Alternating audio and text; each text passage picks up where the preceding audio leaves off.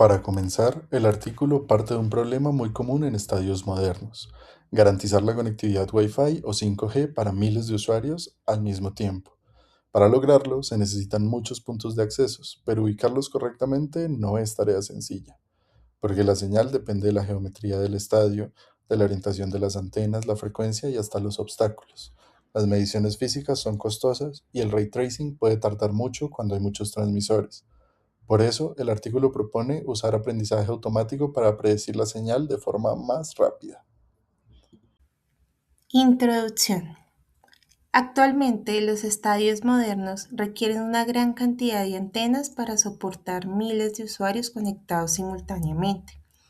El problema es que modelar la propagación de las ondas de radio en estos escenarios resulta complejo y los métodos tradicionales, como son las mediciones de campo o simulaciones ray tracing, suelen ser costosas, lentas y computacionalmente exigentes. Además, muchos modelos no logran adaptarse correctamente a diferentes configuraciones de antena y geometrías de estadios. Para solucionar esto, los autores del presente artículo proponen un modelo basado en Machine Learning, entrenado con datos sintéticos y variables electromagnéticas estratégicamente seleccionadas. El modelo logra predecir con buena precisión la intensidad de señal recibida y además puede generalizar a nuevos estadios y configuraciones que no fueron utilizadas durante el entrenamiento. Antes de entrar en los detalles del estudio, es importante establecer el marco teórico y consigo los conceptos fundamentales sobre los que se construye esta investigación. Comenzamos con la propagación de ondas de radio, que según González Moradiera no es más que el comportamiento de las ondas electromagnéticas cuando viajan por el espacio libre. Todo sistema de telecomunicación debe garantizar que la señal llegue al receptor con una calidad mínima que asegure su funcionamiento. Relacionado con esto, existe un indicador clave llamado RSS o potencia de señal recibida, que mide precisamente qué tan fuerte llega esa señal al receptor.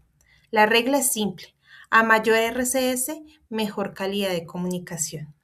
Para simular cómo se comporta esa señal dentro de un estadio, la literatura ha recurrido al ray tracing o trazado de rayos, una técnica computacional que mediante algoritmos matemáticos replica el comportamiento físico de la luz y las ondas en el espacio, obteniendo resultados muy precisos.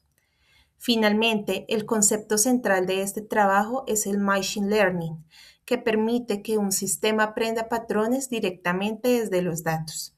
En este estudio, la red neuronal aprende cómo varía la señal en función de la distancia, la posición, la geometría, la frecuencia y el tipo de antena utilizada. Ahora bien, la revisión de literatura sobre propagación en estadios revela que el diseño de estos sistemas involucra decisiones sobre la colocación de antenas, su sectorización, los patrones de radiación y el impacto de las multitudes sobre la señal. Sin embargo, como se evidencia en la parte inferior de esta diapositiva, los modelos de ML actuales presentan una limitación crítica. La mayoría de las redes neuronales están sobreajustadas a coordenadas espaciales fijas y solo funcionan para un transmisor específico, lo que les impide generar a nuevos estadios o configuraciones distintas. Precisamente esa brecha es la que ese estudio busca cerrar.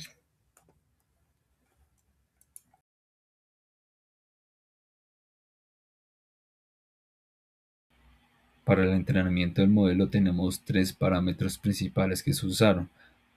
Principalmente tenemos la distancia eléctrica, que la definimos como la relación matemática entre la distancia física real y la longitud de onda de la frecuencia operativa, que permite capturar de manera conjunta el impacto combinado de la relación entre estas para lograr que el modelo se generalice ante nuevas bandas de frecuencia. También tenemos como tal el ángulo de elevación y azimut, que son relativos a la orientación de la antena y que permiten al modelo reconocer otras posibles orientaciones que tiene esta.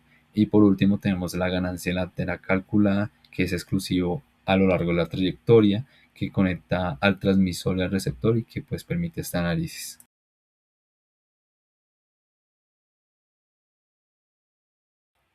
Los modelos anteriores le daban coordenadas espaciales, pero ¿qué pasaba si cambiabas la forma del estadio? Pues el modelo ya te fallaba porque pues las coordenadas ya no te cuadraban. Entonces, para eso tenemos que emplear un ángulo simul, que viene siendo la transformación de una coordenada espacial a una coordenada esférica. Y esto cambia mucho el modelo, porque pues no cambia como tal la onda de radio, si va en una dirección sur o una dirección norte, sino que pues importa el ángulo de una manera más direccionable que sea de la antena hacia el receptor. Se utiliza una distancia normalizada por la longitud de onda, porque no es lo mismo que tú propagues una señal de 2.4 GHz que una de 5 GHz hacia una pared que tenga 10 metros de distancia. Entonces se normaliza como tal esa distancia mediante la expresión que aparece en el cuadro, y esto pues comprime la información. Tenemos que espacial en frecuencial en un solo número, que permite pues la red neuronal reentrenarse con distintas frecuencias. Para la matemática de la red neuronal, podemos ver que la red tiene lo que es una capa de entrada de 4 neuronas, dos capas ocultas de 600 y 300 neuronas y una capa de salida de una neurona. La matemática en cada capa oculta sigue el álgebra lineal de estándar de las redes neuronales.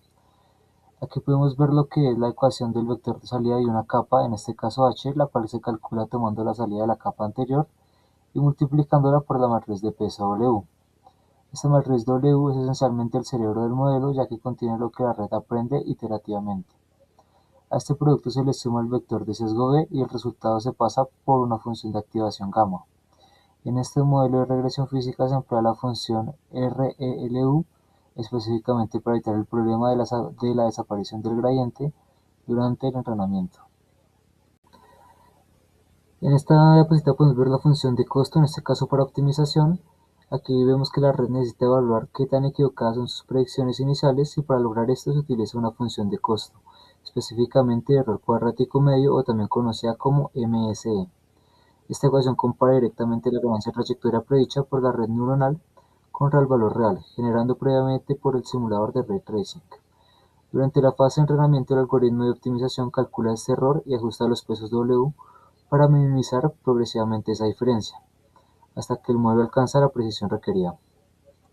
Para la innovación del muestreo, se evalúa la distancia entre la distribución de los datos de entrenamiento y los datos de validación, para garantizar que estadísticamente se cubra todo el espacio de prueba y permitiendo que el algoritmo filtre y utilice únicamente la ubicación de los transmisores que son verdaderamente representativos.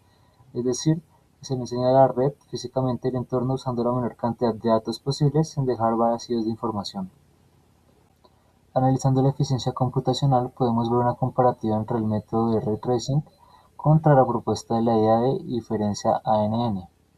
En este caso podemos ver que la reducción de tiempo es alrededor de un 99%, lo que significa que esto elimina lo que es un cuello de botella crítico, permitiendo realizar ahorros masivos de recursos y abriendo la puerta a la optimización automatizada de cientos de access points en tiempo real. Para los resultados generales tenemos un estadio clásico donde tienen las antenas distribuidas de manera uniforme, distanciadas, y que se encuentran en la parte externa de las gradas. Los resultados muestran que tiene una gran precisión a reconstruir patrones de propagación dentro de este estadio. Y para eso tenemos los lóbulos que tienen directividad notable, tanto en el campo eléctrico como magnético. Y también tenemos que hablar de las antenas Hantrail que se encuentran en los pasillos y que muestran un resultado pues muy similar y tienen un margen de error inferior, lo cual pues presenta en el modelo presentado frente a los anteriores un resultado mejor frente a estos. Y para el estadio 2 pues tenemos un estadio pues más ancho, y esto pues da los resultados de la ganancia de propagación y trayectoria pues fue relativamente bajo, pero pues hubo una pérdida de la señal conforme se iba superando los niveles superiores de las gradas. Entonces pues eso es notable en los pasillos interiores, pero que no varía mucho en el modelo.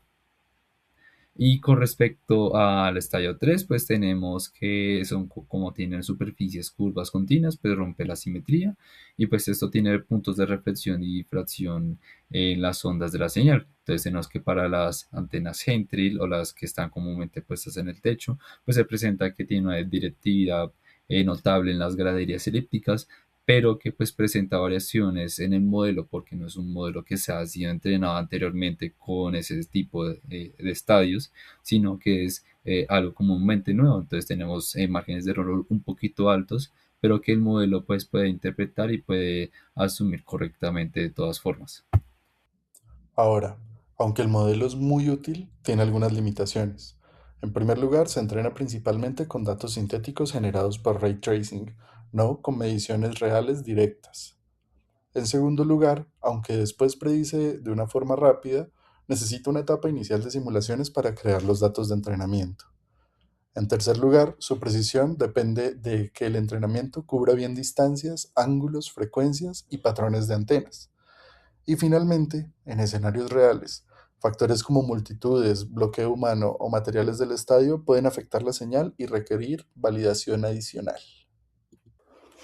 Resumiendo, las principales aplicaciones están en la planeación de redes inalámbricas de alta densidad. El modelo puede ayudar a diseñar redes en estadios, arenas o eventos masivos, donde hay muchos usuarios conectados. También permite estimar cobertura y capacidad, identificando zonas con señal débil antes de instalar los equipos. Sirve también para optimizar la ubicación, orientación y patrones de antenas y puntos de acceso.